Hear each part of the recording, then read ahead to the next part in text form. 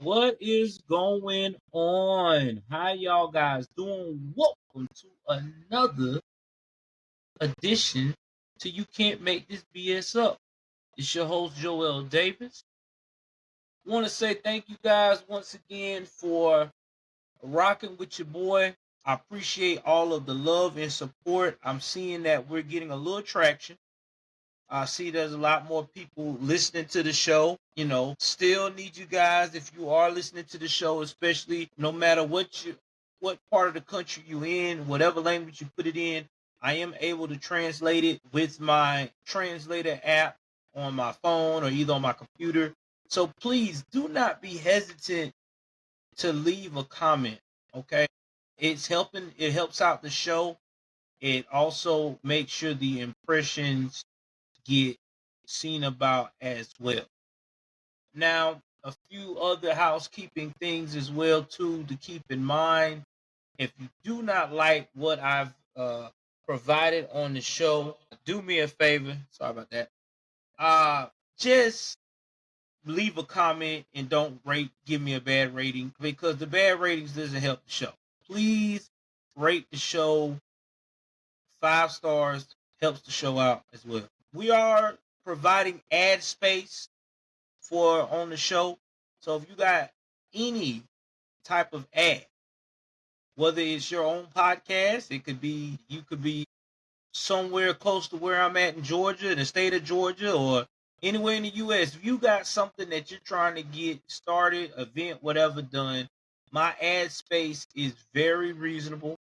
For the first 30 seconds, it's $10. For a whole 1 minute advertisement, uh, is $20, and that is for each time that I announce it on my show. That means if you want it announced multiple times on the show, that means the middle of the show, and the end of the show, and it's all 30 seconds. It's only gonna cost you $30. If you check out these other type of podcasters out here, they are ripping people's heads off for ad space for just one time of ad. You're talking about like 50, 45, $45, $50, things of that nature. So I'm not trying to do all that. I'm just trying to make sure that you guys understand that we just want to give you some exposure at a reasonable price. Next thing I want to do is I want to give a shout out to my automobile dealership that I got my car from, M&K Auto. They're out of Hazelhurst, Georgia. You guys that are in the southeast Georgia area, or you are thinking about traveling to Georgia or got family in that area, you need to go to this little small town, Hazelhurst, Georgia. M&K Auto. These guys have a website. You can go mnkauto.com. They are, yes, it's a buy here, pay here. Not going to lie to you. A lot of people are scared buy here, pay here, but they actually really do take care of your vehicle. They're not the run-of-the-mill buy here, pay here type of people. They'll go over the contract with you. If you're trying to start out and trying to build your credit, they'll also deliver the car to you. You can also call them up. They will report your credit to the credit bureaus. You have to call them and remind them and tell them. They actually do their job like a lot of places should be doing to establish credit. So please, if you're looking for a car, it's your first time, you don't want to go through all of the red tape, you can go on the website. You can ask for I want to say the young lady that I talked to was Miss Ashley, and let me tell you, it was a great experience. They delivered my car on a roll bed. My car was just phenomenally clean. Me and my wife, we were ecstatic because we have not had a car in months due to financial times. And yeah, it's a good thing that after my hard work of saving and hustling, I got us a decent vehicle, and it is great. So please check them out as well. Also, if you are in Jessup, Georgia, and you want to get a great coffee, especially if you're at Wayne Memorial Hospital. Check out Amari Cafe. They are across from the actual check-in area of when you get your x-rays and everything else, not too far from the gift shop. It's right around the main entrance. You go in like in the main front of the building of the hospital that is not emergency, the non-emergency side. They're right there on your left when you turn the left corner. Shout out to the guys over there at Amari Cafe. He does phenomenal work. In fact, I forgot my man's name tonight. He talk all the time. Keith and his sons, great crew of guys. Any kind of coffee you want, and it's not that high. Their coffees are reasonable and great. You can get a large coffee for like $7. They also got refreshers in about that same price point. I've never got anything from them less than that. They also are now selling personalized t-shirts.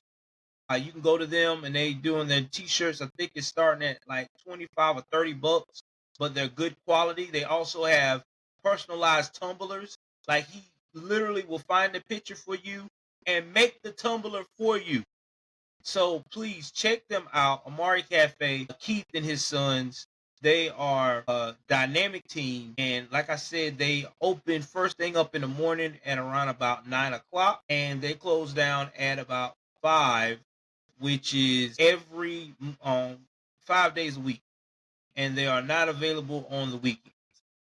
And also, let me run that back to you about the M&K, the dealership. They are also open 5 days a week.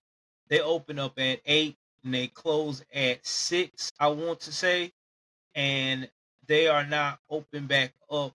They're Monday through Friday as well. They're not open on the weekends, which is worth the wait because they are one of the best in the region right now with getting you what you.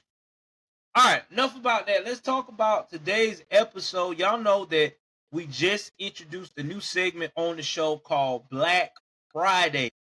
That is right, Black Friday. I know usually I have one already in the chamber, but it's been a crazy couple of days for me at my job. They've been working your boy like a Hebrew slave, okay? That's what happens when you cook sometimes. But I decided on my day off to get it in and get some of these recordings knocked out.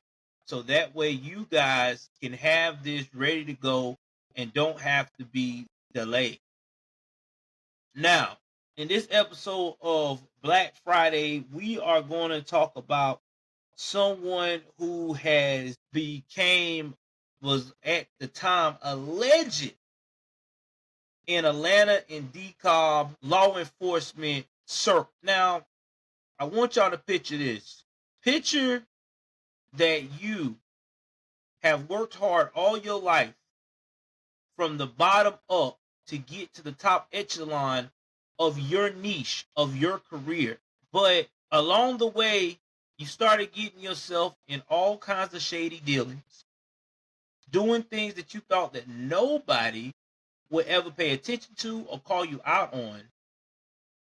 And then when you finally find yourself in the most deepest heart of corruption, of the lies, of all of the things that you have allowed your ego and self-loathing to get involved with, you do something that is totally unforgivable and also causes you to lose everything you've ever worked hard for.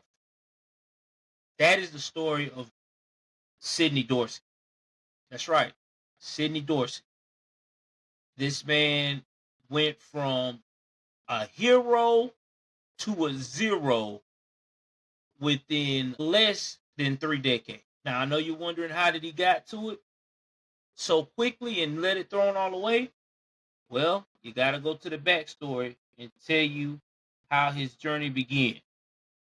From being one of the most beautiful examples of overcoming Jim Crow and segregation in the Deep South to now looking at his life in a place where he has to sit down. And you know when you get on this episode, this podcast, when I say you got to sit down, baby, you got to sit down. And not to mention, tonight's drink that I'm drinking on, which I think that is like all the podcasts like talking about. I'm drinking vitamin water. No alcoholic beverage tonight for me. I do at occasions do introduce y'all with some alcoholic beverages, but tonight it's just nothing but vitamin water. Y'all need to try this one too. It's blue raspberry limeade. Elevate. I love it. But again, you got to have an acquired taste to enjoy vitamin water. Not for everybody. All right, let's jump into the stories. Sidney Dorsey, his early life and formative years begin on February the 23rd, 1940 in Atlanta. Mr. Dorsey came into this world. Now, from my research, he grew up in a poor black neighborhood.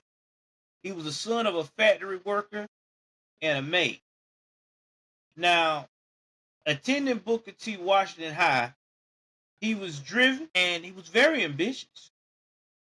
Now, he was in the military briefly. I don't know which branch of service. I really couldn't get anything about that. But he also did some police training program. And then he got himself into the Atlanta Police Department. And as soon as he got into the Atlanta Police Department, starting off as a beat cop, they said Sidney took off, baby.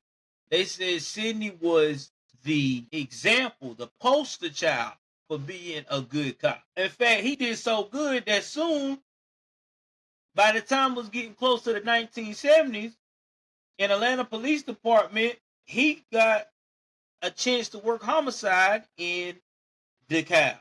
Now, if you don't know what DeKalb is a county / city on the not too suburb from Atlanta. It's about 20 minutes from Atlanta, the city of Atlanta. Over there, a lot of people call this the nicer, most smaller pace of Atlanta because it's not in the heart of the city where all the rah-rah stuff goes on. But that's pretty much it about the cab. I would give you a more in-depth, but I know y'all didn't get here just to hear in-depth about the cab. You in here to hear about what the hell is going on with Dorsey. Well, we about to do that. So Dorsey at the time was like really thriving. People are looking up to him. He's dabbing near when he's around everybody. He's got community loving them some Dorsey at the time, but he almost like to messed up on his road to being a superstar detective. See, it happened back in 1974.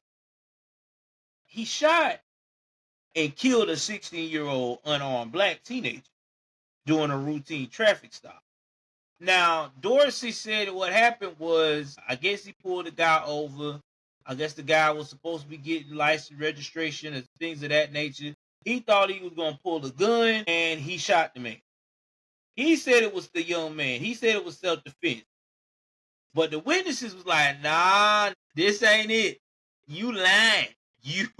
That boy was not trying to reach for anything, or you was not in danger. You was on a power trip. Now, that's what the witnesses were saying. But the case kind of took a whole, well, we just gonna let this one ride. Don't worry about it, Dorsey. We just gonna make it basically disappear.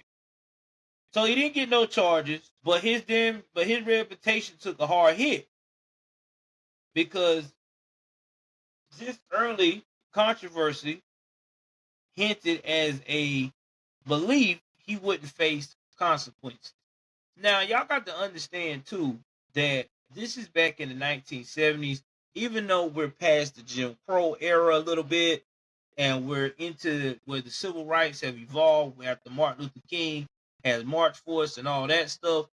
Race relations in America, especially for black men and women, were still shaky. A lot of black folks were not put as first when it came to certain situations, especially when it came to law enforcement.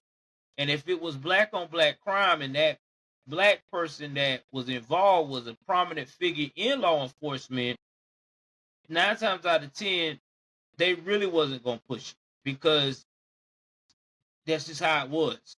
I know a lot of these Wokians like to say, well, it's like that now. Well, to a degree it is, but it wasn't like it was back then. Because back then, it was insane. Like really, really, really, really, really insane. Like they just did it without even trying to hide it. Okay. There is a little subliminal here and there now in 2025, but back then, see, it was right in front of your face on Front Street. So between 1979 and 1981, Atlanta was going through this horrible, horrible, horrible episode of children and young people as well. That's right. From 1979 to 1981, you had 30 black children and teens dying, and all of them was being dropped in this water under this bridge area of the water of Atlanta. I don't know what river it was, but y'all may have to correct me and tell me about it. But that's where they would find a lot of these children. These children were just getting knocked off. Now, at the time, Dorsey was the homicide detective in DeKalb, so he joined that task force, and he been told the public that he was going to find who it was that was doing this. So while this going on, like in May of 1981, one evening, just doing regular patrol, trying to find out who this guy is that's doing all this, they hear a splash of water, hear a splash coming out from the bridge, like something hit the water. And when they hear this splash, they stop and they stopped a vehicle, and in that vehicle was Wayne Williams, whose car was leaving that scene.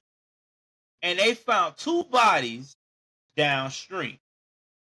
Now, when this all happened, they found evidence of the woozah against Wayne Williams, and he was convicted of the 2 adult murders. And then they said he was also part of all these children disappearing in Atlanta.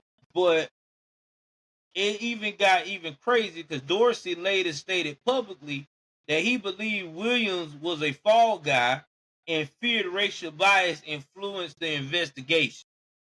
But nevertheless, it elevated Dorsey's profile and made him be able to run for sheriff. Now, this is what I thought to me was really contradicting. Because at first, you said that the dude was it. Now, they had said that first he said he was it, he was confident. They got the corporate. And they also had a lot of evidence that showed that it was Wayne Williams. And I'm going to do a Wayne Williams episode for Black Friday in the coming before the end of this year. I don't know when, but he's definitely on the list. But at the same time, whenever I guess it seemed like when Wayne Williams started getting a little bit of support of people believing that he didn't really do all these murders because of he came from a prominent family and he was an only child and very spoiled.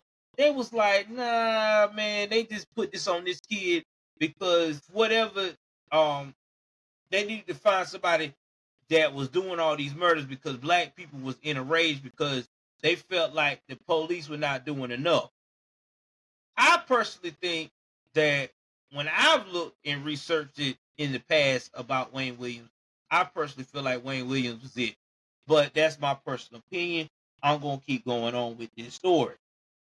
So here we go. It is 1996. Okay. And Dorsey was elected DeKalb County first black sheriff. Okay. I mean, he had a hell of a campaign. Everybody was talking about Dorsey, yo man. Dorsey did homicide. The hood loved Dorsey. Like, Dorsey just slid in that joint like it wasn't nothing. But as soon as he got into power, his turn started becoming mirrored and controversial. Because in the testimony documents that we'll get to or why he's on the trial, revealed that the office operated as a bribery and loyalty machine, demanding campaign donations and even sexual favors from subordinates. And you can also look at an episode right now on ID channel talking about abuse of power with Sidney Dorsey. They said Sidney Dorsey was just nasty. Like, if he liked the chick, and especially if she was in the police department or whatever, and let's say she needed some help with something, or she need to go to him for guidance or anything like that job related, if it was going to require him to do some time or actually do some actual put some good word in for you, Sidney was like, baby, what you gonna do for me? I ain't talking about no gift from belt or a Gucci bag or anything like that, baby. I want to know what that mouth to do. I want to know if you're gonna bend over for me. That what he was on. He was nasty now. And I know a lot of people say, well, he was married. That matter. And soon if he got in where he could fit in when it came to using that power, when it came to women. Now, when it came to some of the guys too, it was always, well, I need you to do something for me, man. Take care of the little situation. Yeah, man. Sidney was out here shaking and baking like he was a mob or something. Well, in November 2000, at that time, the year before that, there was a guy that was tired of Dorsey's bullshit. This guy was named Captain Derwin Brown. He knew that the DeKalb County Police Department was riddled with corruption. He knew that Sidney Dorsey was all the way behind it, and he was just sick of it. And the whole black community was sick of it. They seen it. Even some of the detectives and police officers involved in this mess, like, yeah, man, we want a department that's gonna run right. Because right now we got Dorsey running around here thinking that he the damn godfather. So Captain Derwin Brown promising to reform that office. They did a runoff, and he beat Dorsey. I mean, he beat the brakes off Dorsey. And this is what Brown said, quote, to the press when he won. I'm coming to clean house. But on December 15, 2000, yeah, that's what he said. He was coming to clean house. But it never happened because on December 15, 2000, right, there was a tragedy that is going to happen. So here how it went down. So they had some kind of celebratory dinner, celebrating that he won his the election and everything, and he was going to be sheriff elect. So he with his wife, he with his daughters, his family, and they all in good spirits because they hero, they patriot. He won. Everybody saying, man, we can't wait for you to get in here. Darren, you gonna really set the tone, all that good stuff. So after that, he decided, well, man, I'm headed to the house. It was good seeing y'all. I'm heading out house to my lovely wife and this and that and the third. And so whenever he got to the house, just like we talked about last episode, it's always that damn driveway. He was ambushed and shot 11 to 12 times in his driveway. Now, when this happened, the whole city of Atlanta and the whole county of DeKalb County was like, what in the hell just happened? How in the world did the sheriff-elect get assassinated before the man even get a chance to be inaugurated? So everybody was on it. Okay. Y'all give me 1 second. All right, y'all, I'm back. I am so sorry about that. I'm not editing this out because y'all know this is how my life is. Like, I'm always busy. So again, sorry for the interruption. So anyway, like I said before, everybody is shocked that this happened. And what happened is that after this happened with Derwin Brown getting shot in his driveway, the whole part of Atlanta and its immediate areas joined together and said the following: we are going to nail the person that did this to Derwin Brown to the wall. And the first person they were looking at, you know who it was? Old Dorsey. Now, Dorsey, on the other hand, he left out, he released a statement saying, listen, man, I would never shoot another law enforcement brother of mine. I mean, he beat me fair and square. We had our disagreements on the, about how he thought I was so corrupt. But, I'm not the only one out here that would have want to have that brother, taken out like that. That ain't me. I'm the cop, baby. I'm the police. But you know what? I'm ready to step in and take care of y'all like I've been doing it since '96. You know what I mean? Let's run it back, baby. Let's do another 4P. Ah, that's what uh old Dorsey had in his mind. But that's not what the investigators was getting from the evidence that's left behind. Because see, there was some shell casings that they found on the scene. And then they had jailhouse confessions from people basically saying, hey man, Dorsey put me up to do this. You know what I mean? So Dorsey just was to the point of like, damn man, this can't be, right? No way. No way, no way, no way. But you can't continue to keep being dirty and thinking that nothing is not going to happen to you. So, anyways, they get all this evidence and they find out that he was the one behind the death of Captain Derwin Brown, and he was arrested. Now, after being arrested, they had the trial.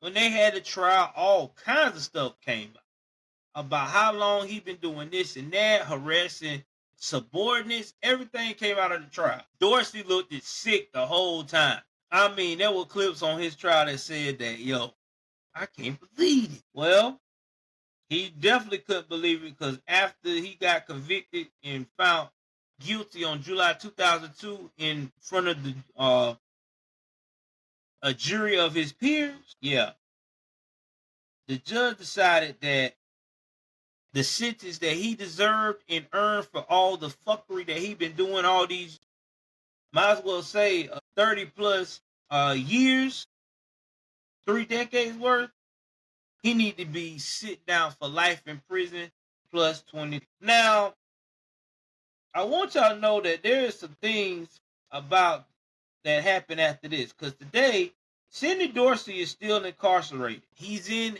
one of those prisons where prisoners that have very bad health has to be remanded to. He's a shell of himself. I looked at his incarceration picture, and you can look it up yourself. He is currently, I want to say Dorsey is about 85 years of age now, and he is withering away in jail. I mean, he is like the man. I don't think he got that much longer in life. I mean, if you see his picture and you see how he used to look, the way he look now, you'd be like, damn, this is crazy. This is crazy. Now, there are some other things that also happened in Dorsey's life that I want y'all to be aware of since he been in jail, because a lot of people don't know this as well. Looking through my notes, trying to find the sources. Hold on. So while Sidney Dorsey has been in jail, which is Sidney Dorsey Sr., back in January 29, 2018, his son, Sidney Dorsey Jr., was found fatally shot in North Ridge Trail in Ellenwood, Clayton County, which is south of Atlanta. Authorities discovered Dorsey Jr.'s body face down in the road, and he had been shot multiple times. There has not been no suspects or charges that were identified by the Clayton County Police, and the homicide remains unsolved. Now, Dorsey Jr. was not clean either. He wasn't no Boy Scout. He was just like his daddy. He had did 2 prison stints for weapons and drugs convictions. In September 2007, he was wounded in the leg during another shooting incident outside an apartment complex. Now, he said he was robbed. Though the police found a wad of cash on him, there was no arrests that were made, and the witnesses offered no helpful statement. But now, by 2019, investigators had identified a woman of interest, and requested tips. But I guess that case went cold and they never got in touch or any contact with this lady. Now, even though people might have thought that this could have been payback for what his daddy did to Derwin Brown and all the other twisted stuff in the corruptions back in the 90s, in the early back in the 90s only, because in the 2000s he got convicted. There's no evidence of that. So it looks like it was maybe random, or maybe to some local criminal activity that was going at the time, and they kind of think that it was he was probably the wrong place at the wrong time. So right now that is a cold case. And Sidney's wife at the time, she divorced him. I don't know if she's still alive or not. And it just goes to show you guys that power comes with a lot of responsibility. This is, y'all know, this is the segment of my thoughts. And as I look at in the story of Sidney Dorsey Sr., I see that Sidney Dorsey was a man that when he got that power and he used it for the first time, he didn't look at it as great responsibility. He looked at it as a tool to get what the hell he want anytime, anywhere. See, that's the thing about being a leader. You only got two choices when you got power. You can either use it for good or you can use it for bad. In Dorsey's case, he was using it for himself, which is bad. He wanted to be the one to make all the shot calls, the final call, have everybody in his back pocket. He wanted to be Mr. Atlanta, Mrs. Atlanta. But what Dorsey failed to realize, that even when you're a leader, when things don't get done right, or when lives get lost, or when you continue to have fucked up behavior, when it's time for you to atone for that as a leader, you're going to atone to the max. There's no sympathy. There's no cutting slack. It's the max. And now I think that he realizes every day, because when you look at his pictures from over the years while he's been incarcerated, he has went from Mr. Debonair with the nice hair and toupees or whatever he used to wear, to bald-headed and debonair in jail somewhat, to now he's old and frail. He has nothing to show for it. He has done all of those great works. Instead of he being retired, maybe sitting at home somewhere in Atlanta in a nice suburb area, maybe something like Buckhead, sipping on some of the finest wines and champagne in the evening, and maybe doing a little grilling out, or maybe experiencing what it's like to have things DoorDash to you and your lovely wife. You in a cell, in a wheelchair, have to have someone to actually help you get dressed, get up, sit down, and everything else. And while this is happening to you, you are in an 8x8 cell, or maybe a dorm, with other gentlemen just like you with ailments of their health deteriorating. And the only thing you got to look forward to is the day that you finally put your head down to go to sleep, or your heart starts beating and you go on to the afterlife, where you get to find out, are you going to heaven or hell? That is the story of Sidney Dorsey, guys. Tell me what you think. Do you think Sidney Dorsey overplayed his hand? Do you think that Sidney Dorsey thought that this was all a game? Please tell me what you think that made Sidney Dorsey turn out to be the way that his life turned out to be. Again, thank you for chilling with me. This time, this clip is under an hour. And be prepared for next week's, you guessed it, Black episode.